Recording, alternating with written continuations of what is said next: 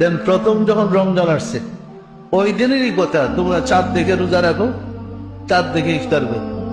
এরপর আরো কত বছর পার হয়ে গেল, রাসূল মদিনায় গেলেন, হিজরত করলেন, ওইখানে মুসলিম রাষ্ট্র গঠন করলো। সত্য না মিথ্যা বলেন? পরবর্তী লোক সংখ্যা যেন বৃদ্ধি পেয়েছে, মক্কা আছে, মদিনা আছে, আর তায়েফ আছে, বিভিন্ন দেশে মুসলমান আছে। তখন তার বলা সম্ভব না যে তোমরা চাঁদ দিকে রোজা রাখবে। বসতে বসতে সাহাবারা, ইয়া রাসূলুল্লাহ, আমরা কি করব, কিভাবে রোজা পালন করব? বললো চাঁদ গণনা কর, চাঁদ গণনা করে রোজা পালন করে। এরপর থেকে চাঁদ গণনার বিধান আসে। কিন্তু আমরা এমন নির্বোধ, একমাত্র হাদিসে পাওয়া যায় আমির মাফিয়াই ভণ্ডামি করে চাঁদ দেখার হাদিসটা প্রযোজ্য করছে। 3 দিন পরে সে এক দেশের গভর্নর ছিল, ফিরে এসে বলল যে আমরা চাঁদ দেখে রোজা রাখছি। এই চাঁদ দেখার আমির মাফিয়া, আমির মাফিয়ার দ্বারা রাসূলের ধর্মটা লাল বাতি জ্বালাইছে। কি জ্বালাইছে না জ্বালায় নাই? চাঁদ দেখার হাদিসটা আমির মাফিয়া দেখে, এটা বর্ণনা করছে আমির মাফিয়া। আমরা কি মাফিয়ার ধর্ম করবো না রাসূলের? বিচিত্র রাসূলটা চাই করতে গিয়ে লাভটা আমাদের এমন দিছে, টেলিভিশন আমরা দেখবো সৌদি আরবে তারা ঈদ করতেছে, আমরা মাশাআল্লাহ মানে রোজার মধ্যে আছি কি, অথচ ঈদের দিন রোজা রাখা সাত হারাম। কার জন্য হারাম? মুসলমানদের জন্য। আমরা মুসলমান না, তো ওই বাটার ঈদ করতেছে, আমরা রোজা রাখতেছি, এটা হারাম হইতেছে না? চিন্তা করে দেখেন ধর্ম আমাদেরকে কোথায় দেওয়া গেছে, শুধু অজ্ঞতার কারণে, নির্বোধের হাতে ধর্ম ছেড়ে দেওয়ার কারণে। পরিষ্কার না? পরিষ্কার না। মাফিয়া যদি আমার এরকম করতে যে বিশুদ্ধ জুমার নামাজ পড়া যাবে, তাতে বুঝতেই পারেন কি কথাটা। সারা পৃথিবীতে এমন কোন স্থান নেই যেখানে বৃহস্পতিবারে জুমার নামাজ পড়ে। রোজাটা যেমন দিনে পালন করেন, জুমার নামাজটা তো দিনের বেলাই, রোজাটা তো পুরা দিনে, আর জুমার নামাজটা কিছু সময়, দিন প্রহরের কিছু অংশে। সত্য না মিথ্যা বলেন? তাহলে সারা পৃথিবীতে একই দিনে রোজা, একই দিনে ঈদ পালন করলে মুসলমানদের ঐক্য ঠিক থাকতো, সঠিকভাবে ধর্ম পালন করা হইত। সত্য না মিথ্যা বলেন? আমরা শুক্রবারে সারা পৃথিবীতে একই দিনে নামাজ পড়তে পারি, তাহলে সারা পৃথিবীতে রোজা শুরু করতে পারি না কেন? পারার তো কথা ছিল, কি বলেন? পারার কথা না? কথা না। আমরা মুসলমানদের বুড়ার কথা, খোলাফায়ে রাশিদার যুগের কথা বলে গেছি, রাসূলের কথা বলে ফেলেছি। ওই প্রথম যুগের হাদিস মাহফিয়া একটা ঢুকাই দিছে, আমির মাহফিয়ার হাদিসটা চাঁদ দেখা।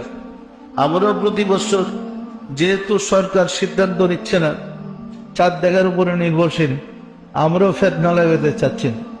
তবে আমরা জানি রোজা কখন আছে, কিভাবে আছে, কিভাবে জানি। তারপরেও জেনে শুনে এর উপরে হস্তক্ষেপ করতে চাচ্ছি না, ফেতনা লেগে যাবে। তোমরা যখন চাঁদ দেখে রোজা রাখো, চাঁদ দেখে ইফতার করো, আমরা একটা ক্যালেন্ডার বানাইতেছি চাঁদ দেখেই, এটা খণ্ডন করার মতো মানুষ জন্ম করে। তোমরা আবার আমার মধ্যে আছে চাঁদ গণনায়, দেখো এটা পাল্টাই আমার গণনা একটা বের করে দিচ্ছে। তা আমরা গণনাটা জানি। পরিষ্কার না? পরিষ্কার না? দেখেন কোন গ্রহের থেকে কোন গ্রহে সূর্য গ্রহণ, চন্দ্র গ্রহণ হবে, পৃথিবীর কোন জায়গা থেকে কখন কত বংশ দেখা যাবে, বিজ্ঞানী কিন্তু 1 সপ্তাহ আগে, 15 দিন আগে, 1 মাস আগে বলে দিতে পারে। পারে না? পারে না? তো পৃথিবীর চাঁদরা কখন কোথায় থাকবে বিজ্ঞান বলতে পারে না? পারে না?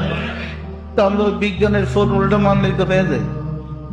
ওইটা না মানলাম, চাঁদ দেখার সীমানায় কখন আছে এটা বুঝলে তো চলে। চলে না? চলে না?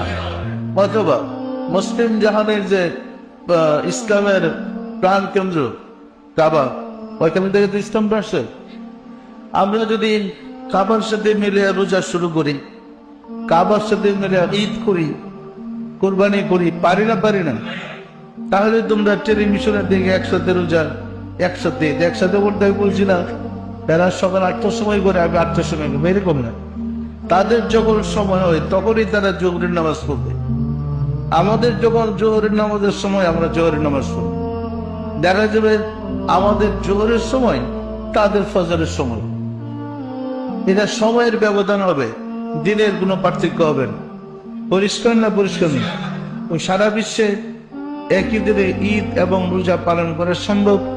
এর উপরে আমি তো আজকে প্রায় 35 বছর আগে কিতাব বেরিয়েছি, এরা বিভিন্ন ভাষায় ট্রান্সলেট হয়েছে, বহির্বিশ্ব আমরা দিয়েছি। কিন্তু এর ব্যাপক ব্যাপারটা একদম সহজ ফর্মুলা, চাঁদ গণনা।